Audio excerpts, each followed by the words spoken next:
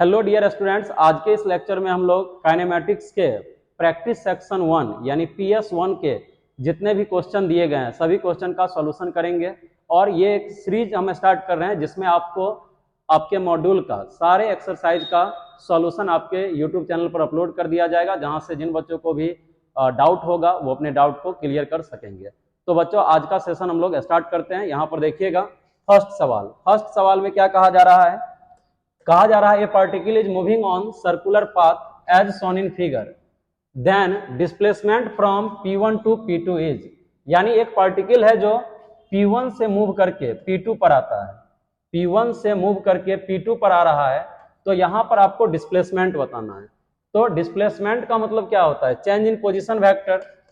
Change in position vector equal to क्या लिखेंगे? R2 vector minus R1 vector का mod. और बच्चों यहाँ पर देख रहे हैं कि R1 और R2 दोनों का मॉड सेम है। यहाँ पे अगर ध्यान दें तो R1 का मॉड इक्वल टू क्या लिखेंगे? R2 का मॉड। और इन दोनों का मॉड किसके इक्वल है? R के इक्वल है। आपको एडिशन और सब्ट्रैक्शन ऑफ वेक्टर में बताया गया था कि जब दो सेम वेक्टर का सम का रिजल्टेंट फाइंड करना हो तो वहां पे हम लोग लिखते हैं 2x cos थीटा बाई 2, और जब डिफरेंस का रिजल्टेंट फाइंड करना हो तो वहां पर हम लोग लिखते हैं 2r साइन थीटा बाई 2। और यहां पर आपको दोनों वेक्टर का डिफरेंस का रिजल्टेंट फाइंड करना था, तो इसका जवाब क्या आएगा? डी आ जाएगा। फिर यहां पर अगला सवाल दिया गया है जिसमें कहा जा रहा है a particle moves on circular path of radius r, it complete one revolution in 40 second, calculate distance and displacement in 2 minute and 20 second. यहां पर एक सर्कुलर पाथ है। इस सर्कुलर पाथ पर पार्टिकल एक रोटेशन को कंप्लीट करने में 40 सेकेंड यूज कर रहा है। एक रोटेशन को पूरा कंप्लीट करने में 40 सेकेंड यूज कर रहा है। तो अपने पास यहां पर देखेंगे हम लोग कि टोटल टाइम कितना है। तो 2 मिनट कहने का मतलब क्या हो जाएगा? 120 सेकेंड और 20 सेकेंड, यानी अपने पास टोटल 140 सेकेंड है। तो बच्चों यहां पर इतने टाइम के लिए टोटल डिस्प्लेसमेंट और टोटल डिस्टेंस का जवाब देना है। तो यहां पर आप देखिए एक रोटेशन में 40 सेकेंड लगा, फिर अगले 40 सेकेंड में अगला रोटेशन, फिर अगले 40 सेकेंड में अगला रोटेशन, यानी 3 कंप्लीट रोटेशन हुआ है। अब अपने पास 20 सेकेंड बचा हुआ है। 20 सेकेंड में पार्टिकल यहां पर आ जाएगा। तो पहले हम लोग टोटल डिस्टेंस की बात करेंगे। टोटल डिस्टेंस, तो टोटल डिस्टेंस इक्वल टू क्या लिखेंगे? 3 कंप्लीट रोटेशन, तो 3 इंटू आप क्या लिखेंगे? 2 पाई आर प्लस एक हाफ रोटेशन पाई आर, तो यहां से आ जाएगा अपने पास 7 पाई आर।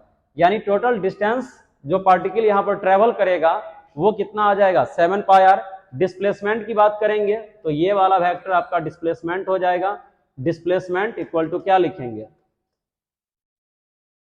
डिस्प्लेसमेंट इक्वल टू आ जाएगा 2r। ये डिस्प्लेसमेंट होगा और ये टोटल डिस्टेंस हो जाएगा। चलिए अगला सवाल। अब यहां पे कहा जा रहा है 3 girls skating on a circular ice ground. Circular ice ground पे 3 गर्ल्स स्केट कर रही है। आगे कहा जा रहा है of radius 200 metre starts from a point P on the edge of the ground and reach a point Q diametrically opposite to point P following different paths as shown in figure. What is the magnitude of the displacement for which girl equal to the actual length of the path skate? तो बच्चों यहां पर कहा जा रहा है ये circular ice ground है। यहां पर 3 गर्ल के पाथ को दिखाया जा रहा है। गर्ल ए का पाथ है, गर्ल बी का पाथ है, गर्ल सी का पाथ है। तो यहां पर तीनों गर्ल का आपको डिस्प्लेसमेंट बताना है पहले। तो डिस्प्लेसमेंट सभी गर्ल का यहां पर कितना होगा? 2r। आपका रेडियस है 200, तो डिस्प्लेसमेंट क्या आ जाएगा? 400 मीटर। फिर आपको यह भी बताना है for which girl is equal to actual length of path skate, यानी कौन गर्ल का जो स्केटिंग हुआ है वो एक्चुअल लेंथ के इक्वल है। तो यहां पर देखिए गर्ल ए के लिए ये एक्चुअल पाथ है, लेकिन डिस्प्लेसमेंट क्या होगा? PQ vector. गर्ल सी के लिए एक्चुअल पाथ ये है, लेकिन यहां पर भी जो डिस्प्लेसमेंट होगा वो PQ वेक्टर होगा। लेकिन अगर हम लोग गर्ल बी का बात करेंगे तो जो यहां पर एक्चुअल पाथ है वही डिस्प्लेसमेंट भी है। तो यहां पर गर्ल बी का जो लेंथ होगा वो एक्चुअल लेंथ ऑफ पाथ के इक्वल होगा। तो एक जवाब आ जाएगा आपका गर्ल बी। चलिए फिर आगे देखिए, 4 नंबर में बोला जा रहा है a man moves 4 metre along east direction, then 3 metre along north direction, after that he climbs up a pole to height 12 metre, find distance covered by him and displacement. तो यहां पर क्या कहा जा रहा है कि एक मैन पहले 4 मीटर ईस्ट डायरेक्शन में मूव किया, फिर 3 मीटर नॉर्थ डायरेक्शन में मूव किया और यहां से पोल पे चढ़ गया है 12 मीटर हाइट के पोल पर। तो 12 मीटर हाइट का पोल यहां पर इस प्लेन से बाहर आएगा इस डायरेक्शन में 12। तो टोटल डिस्टेंस तो एक्चुअल लेंथ ऑफ पाथ हो जाएगा। तो आप सबको जोड़ देंगे 4 मीटर 3 मीटर और 12 मीटर, तो कितना आ जाएगा 19 मीटर आ जाएगा। फिर यहां पर डिस्प्लेसमेंट का रहा, तो इन दोनों का डिस्प्लेसमेंट कितना आ जाएगा, देखिए इन दोनों का डिस्प्लेसमेंट आ जाएगा 5 मीटर और इस पे 12 मीटर परपेंडिकुलर है। तो आप यहां से लिख सकते हैं displacement equal to root under 5 का स्क्वायर प्लस 12 का स्क्वायर। तो यहां पर अपने पास आ जाएगा 25 प्लस 144, यानी यहां से लिखेंगे रूट 169, यानी ये क्या आ जाएगा 13 मीटर, यानी टोटल डिस्टेंस 19 मीटर होगा और टोटल डिस्प्लेसमेंट कितना आ जाएगा 13 मीटर आ जाएगा। चलिए आगे देखिएगा, 5 नंबर में कहा जा रहा है a person moves on a semi circular track of radius 40 metre, if he starts at one of the track and reaches the other end, find the distance covered and magnitude of the displacement of the person. यहां पर कहा जा रहा है ये circular semi circular track है जिसके one and से चल करके दूसरे एंड पर एक आदमी पहुंच रहा है। तो आपको यहां पर बताना है कि आदमी का डिस्टेंस क्या होगा और डिस्प्लेसमेंट क्या होगा।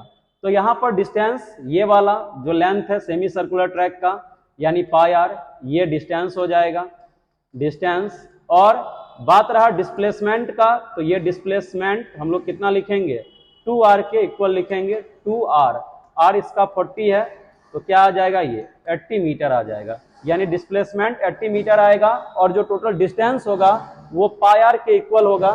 तो आप यहाँ पर पाई का वैल्यू और आर का वैल्यू दोनों यूज करके कैलकुलेट करके भी फाइंड कर सकते हैं।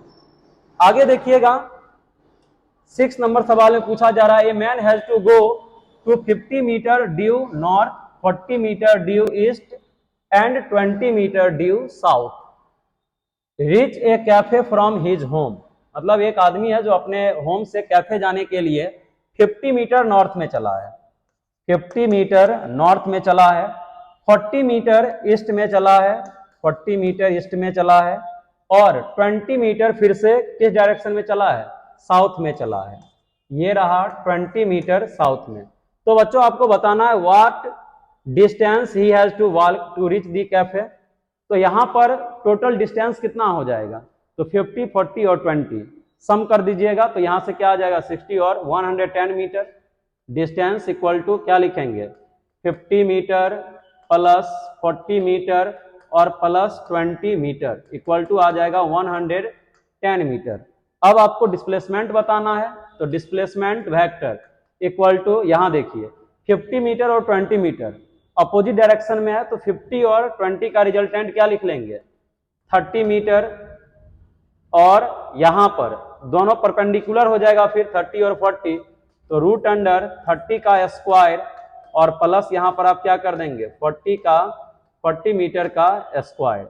तो यहां से ये आ जाएगा कितना देख लीजिए 50 मीटर आ जाएगा 50 मीटर, यानी टोटल डिस्प्लेसमेंट हो जाएगा 50 मीटर और टोटल डिस्टेंस आ जाएगा 110 मीटर। चलिए आगे देखते हैं। तो चलिए बच्चों आपके PS1 में केवल 6 क्वेश्चन ही थे जिसका सॉल्यूशन आपको बता दिया गया है। इसी तरह से एक एक करके जितना भी PS सेक्शन है, जितना भी एक्सरसाइज है, जो भी PYQ एक्सरसाइज है, सभी का लेक्चर आपके चैनल पर अपलोड रहेगा। आप यहां से सपोर्ट ले सकेंगे जहां पर आपसे कोई क्वेश्चन में कोई डाउट रह जा रहा हो, नहीं बन रहा हो। चलिए थैंक यू।